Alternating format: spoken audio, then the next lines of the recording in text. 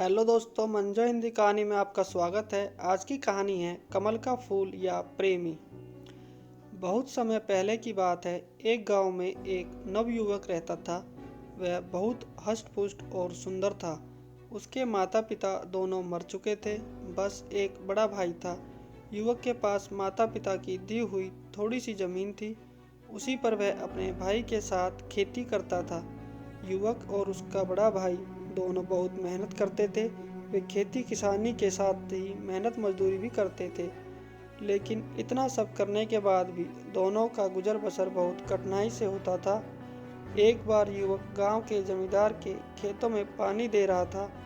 सुबह का समय था। जमींदार के खेत गांव के बाहर थे और खेतों के पास एक बड़ा सा मैदान था। मेलों और त्योहारों के समय गांव के लोग इसी मैदान में इकट्ठा होते थे। कभी कभी इस मैदान में बंजारे भी आ जाते थे और अपने डेरे लगा लेते थे। बंजारे कुछ दिन गांव में रुकते और फिर आगे बढ़ जाते थे। जमींदार के खेतों में एक बड़ा कुआं था। युवक कुएं से पानी खींचता और पास की नाली में डाल देता। नाली खेतों के बीच से होकर गुजरती थी, अतः पानी खेतों में पहुंच जाता था। युवक पूरे तन मन से काम कर रहा था। अचानक उसे लगा कि कोई उसके पास खड़ा है। युवक ने पीछे मुड़कर देखा। उसके सामने एक बंजारन हाथ में मटका लिए खड़ी थी। युवक ने बंजारन को देखा तो देखता ही रह गया। बंजारन 15-16 वर्ष की थी और बहुत सुंदर थी। युवक ने आज तक कभी इतनी सुंदर लड़की नहीं देखी थी। बंजारन युवक को बड़ी देर से देख रही थी। उसने अपने जीवन में इतना हष्ट-पुष्ट और सुंदर युवक कभी नहीं देखा था। बंजारन युवक के पास पानी लेने आई थी, लेकिन वह उस पर इतनी मुग्ध हो गई कि पानी मांगना भूल गई थी और उसे एकटक देखे जा रही थी। युवक ने बंजारन को अपनी ओर प्यार भरी नजरों से एकटक घूरते हुए देखा तो घबरा गया। उसके हाथ से रस्सी छूट गई और बाल्टी सहित कुएं में जा गिरी। बंजारन ने युवक की यह स्थिति देखी तो खिलखिलाकर हंस पड़ी। उसने युवक से कोई बात नहीं की और दौड़ती हुई अपने डेरे में आ गई। उसने डेरे से एक पतली रस्सी और कांटा उठाया और युवक के पास वापस आ गई। युवक अब अपने पर पूरी तरह नियंत्रण कर चुका था। वह मुस्कुरा रहा था और बंजारन को बड़े प्यार से देख रहा था। बंजारन ने कांटा कुएं के भीतर डाला और कुछ ही क्षणों में रस्सी और बाल्टी बाहर निकाल दी। युवक बंजारन की आंखों की भाषा समझ चुका था। उसने बंजारन का घड़ा भरा और बिना कोई बात किए रस्सी बाल्टी लेकर अपने घर आ गया। युवक को रात भर नींद नहीं आई। वह सारी रात आंखें बंद किए बंजारन के बारे में सोचता रहा। बंजारन बहुत सुंदर थी। अगले दिन प्रातःकाल युवक पुनः जमींदार के खेतों में पानी देने के लिए कुएं पर आ पहुंचा। उसकी आंखें अलसाई हुई थी और आज उनमें पहले जैसी ताजगी नहीं थी। युवक ने कुएं पर पहुंचकर अभी एक बाल्टी पानी भरा था कि बंजारन पुनः आ गई। ऐसा लगता था कि वह अपने डेरे के पास खड़ी उसी की राह देख रही थी। दोनों ने एक दूसरे को देखा और आंखों ही आंखों में बहुत सी बातें हो गई। युवक के मन की बात जानने के बाद बंजारन उसे अपने डेरे में ले आई और उसे अपने बापू से मिलाया। बंजारन का बापू बहुत लालची आदमी था। उसे जब यह मालूम हुआ कि युवक एक गरीब किसान है तो उसने उसके साथ बंजारन का विवाह करने से साफ मना कर दिया। लेकिन बंजारन की माँ के बहुत समझाने पर वह इस शर्त पर अपनी बेटी का विवाह करने के लिए तैयार हुआ कि ग्रामीण युवक उसे 500 चांदी के सिक्के ला कर देगा। बंजारन के बापू ने युवक से साफ साफ कह दिया कि 5 माह बाद नवदुर्गा की अष्टमी के दिन कामाख्या मंदिर में वह बकरे की बलि चढ़ाएगा। इस दिन तक यदि उसे चांदी के सिक्के मिल जाएंगे तो वह कामाख्या मंदिर में ही अपनी बेटी का विवाह कर देगा, और यदि युवक चांदी के सिक्के नहीं ला सका तो वह अपनी बेटी किसी और को सौंप देगा। युवक ने बंजारन के बापू की शर्त मान ली। वह शरीर से हष्ट-पुष्ट और मजबूत होने के साथ ही बड़ा साहसी भी था। उसे विश्वास था कि वह किसी तरह मेहनत मजदूरी करके चांदी के 500 सिक्के इकट्ठे कर लेगा। बंजारे 3 दिन गांव में रुककर चले गए। उनके साथ बंजारन भी चली गई। ग्रामीण युवक अपने बंजारन को जाते हुए देखता रहा। बंजारन भी उसे बार बार मुड़ मुड़ कर देख रही थी। बंजारन के जाने के बाद युवक अपने घर आ गया। उसे 5 महीने में 500 चांदी के सिक्के कमाने थे। युवक ने बहुत सोच विचार किया इतना धन उसे केवल जमींदार ही दे सकता था।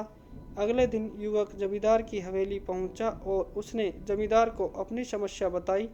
जमींदार ने उसकी बात बड़े ध्यान से सुनी। वह युवक को 100 सिक्के प्रति माह इस शर्त पर देने के लिए तैयार हो गया कि वह दिन रात जमींदार का काम करेगा और सभी तरह के काम करेगा। युवक ने जमींदार की बात मान ली और जमींदार की सेवा में लग गया। युवक बहुत मेहनती था। वह दिन भर जमींदार के खेतों में काम करता और रात को जमींदार की हवेली में आ जाता और जमींदार उसे जो भी काम देता वह करता। दिन रात मेहनत करने के बाद युवक बीमार भी पड़ा, किंतु उसने बीमारी में भी जमींदार के सभी कार्य किए। धीरे धीरे 1 महीना हो गया। युवक अपने चांदी के 100 सिक्के लेने जमींदार के पास पहुंचा, लेकिन जमींदार ने चांदी के सिक्के देने से इनकार कर दिया। उसने युवक से साफ कह दिया कि उसकी इस तरह की कोई बात उसके साथ नहीं हुई थी। युवक को क्रोध आ गया। उसने जमींदार को बहुत बुरा भला कहा और उसे उठाकर पत्थर की एक चट्टान पर पटक दिया। इससे जमींदार का सिर फट गया और वह मर गया। इसी समय जमींदार के घरवाले और उसके नौकर चाकर आ गए, लेकिन इसके पहले कि वह युवक को पकड़ पाते वह भाग निकला।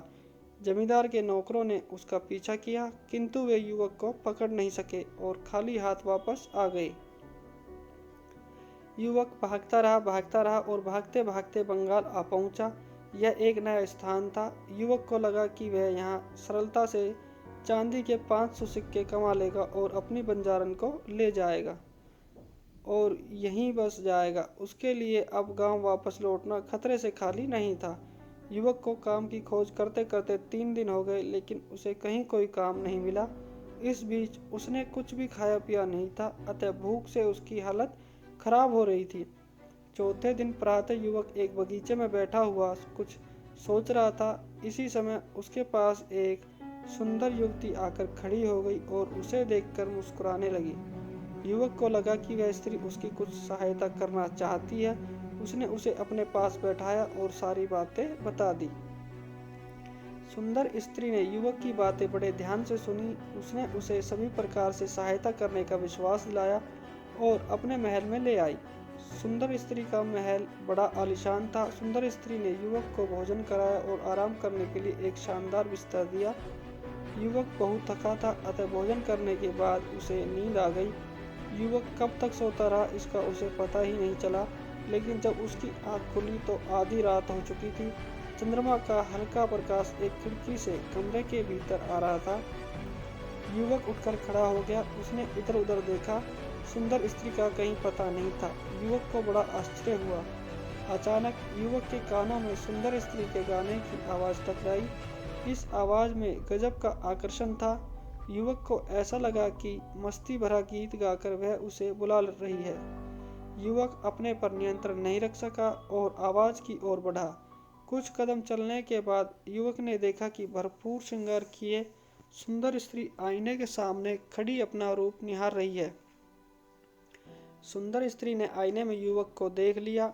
वह उसकी ओर मुस्कुराते हुए बढ़ी और उससे लिपट गई तथा उसे अपने पलंग पर ले आई। युवक की समझ में कुछ नहीं आ रहा था, फिर भी वह यह तो समझ ही गया था कि सुंदर युवती उससे क्या चाहती है। इसी समय सुंदर युवती ने उससे कहा कि यदि वह उसका साथ दे तो वह उसे अगले दिन ही चांदी के 500 सिक्के देगी। युवक के हृदय में बंजारन बसी थी। वह किसी स्त्री के साथ सोना नहीं चाहता था, लेकिन अपनी बंजारन को पाने के लिए उसने सुंदर युवती की बात मान ली। अगले दिन फिर यही हुआ। युवक दिन भर सोया और आधी रात के बाद उठा। उसे सुंदर युवती 16 श्रृंगार किए प्रतीक्षा करती मिली। उसने उससे कहा कि बस वह एक रात का सुख उसे और दे दे, इसके बाद वह उसे चांदी के 500 सिक्के दे देगी। धीरे धीरे 4 महीने हो गए। सुंदर स्त्री युवक को रोज आधी रात के बाद छलती और उसे अगले दिन चांदी के 500 सिक्के देने का झूठा वादा कर देती। युवक के लिए अब और प्रतीक्षा करना कठिन हो रहा था। एक रात उसने सुंदर स्त्री का साथ देने से मना कर दिया। सुंदर युवती ने उसे बहुत समझाया। उसके समझाने का जब युवक पर कोई प्रभाव नहीं पड़ा तो उसने तरह तरह की धमकियां दी। जब धमकियों का भी युवक पर असर नहीं हुआ तो वह क्रोध में आ गई और उसने रौद्र रूप धारण कर लिया। वास्तव में सुंदर युवती एक जादूगरनी थी। उसे जब लगा कि युवक उसकी बात किसी कीमत पर नहीं मानेगा तो उसने अपनी जादुई शक्ति से उसे एक फूल बना दिया और अपने बगीचे के तालाब में लगा दिया। इधर बंजारन ने युवक की 5 माह तक प्रतीक्षा की, लेकिन जब युवक नहीं आया तो वह उसकी खोज में निकल पड़ी। एक दिन अचानक बंजारन जादूगरनी के महल में आ पहुंची। प्रातःकाल का समय था। जादूगरनी अलसाई सी महल के एक कमरे से बाहर देख रही थी। उसने एक बंजारन को अपने महल के सामने देखा तो उसे शक हुआ कि कहीं यह वही बंजारन तो नहीं है। बंजारन को देखते देखते जादूगरनी के मन में यह विचार आया कि बंजारन को बहला फुसलाकर महल में रोक लिया जाए और उसकी सहायता से युवक के साथ मनमानी की जाए। यह विचार आते ही जादूगरनी महल के द्वार पर आई और बंजारन को महल के भीतर ले गई। उसने बंजारन को युवक की पूरी कहानी बताई। उसने बंजारन को यह भी विश्वास दिलाया कि वह आज की रात ही उसे उसके प्रेमी से मिलवा देगी, लेकिन उसने उसे यह नहीं बताया कि उसने युवक को कमल का फूल बनाकर बगीचे के तालाब में लगा दिया है। बंजारन खुश हो गई। उसे लगा कि सामने खड़ी स्त्री एक देवी है और वह उसकी इच्छा अवश्य पूरी कर देगी। जादूगरनी ने बंजारन से दिन भर अच्छी अच्छी बातें की और उसके प्रेमी युवक की बहुत प्रशंसा की। उसे जब लगा कि बंजारन उसके जाल में पूरी तरह फंस चुकी है तो उसने बंजारन से कहा कि वह भी उस युवक को बहुत प्यार करती है, अतः दोनों को उसका प्यार बराबर बराबर मिलना चाहिए।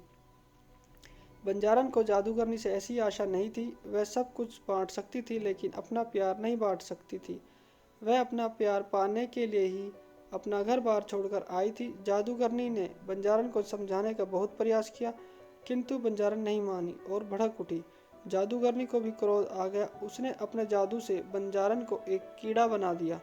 बंजारन को सब समझते देर नहीं लगी, लेकिन अब बहुत देर हो चुकी थी। फिर भी वह खिड़की के रास्ते महल के बाहर आ गई। इसी समय कीड़ा बनी बंजारन के कानों से उसके प्रेमी युवक की आवाज़ टकराई। यह आवाज़ उसे अपने पास बुला रही थी। बंजारन ने इधर उधर देखा। यह आवाज़ महल के तालाब में खिल रहे एक कमल से आ रही थी। बंजारन की समझ में सब आ गया। जादूगरनी ने उसके प्रेमी को कमल बना दिया था। वह तेजी से कमल के पास पहुंची और उसमें समा गई। इसी समय खिला हुआ कमल बंद हो गया। जादूगरनी बहुत क्रोध में थी। वह कीड़ा बनी बंजारन को ढूंढते ढूंढते बगीचे के तालाब तक आ गई, लेकिन उसे वह नहीं मिली। इसी समय कमल मुरझाया और अपने भीतर कीड़ा बनी बंजारन को लिए हुए पानी में समा गया। दोस्तों, आपको हमारी ये कहानी कैसी लगी आप हमें कमेंट करके बता सकते हैं, और हमारी वीडियो अगर आपको अच्छी लगी हो तो प्लीज़ वीडियो को लाइक कर देना, और ऐसी ही और कहानी सुनने के लिए आप हमारे चैनल को सब्सक्राइब ज़रूर कर दें। आपका बहुत बहुत धन्यवाद।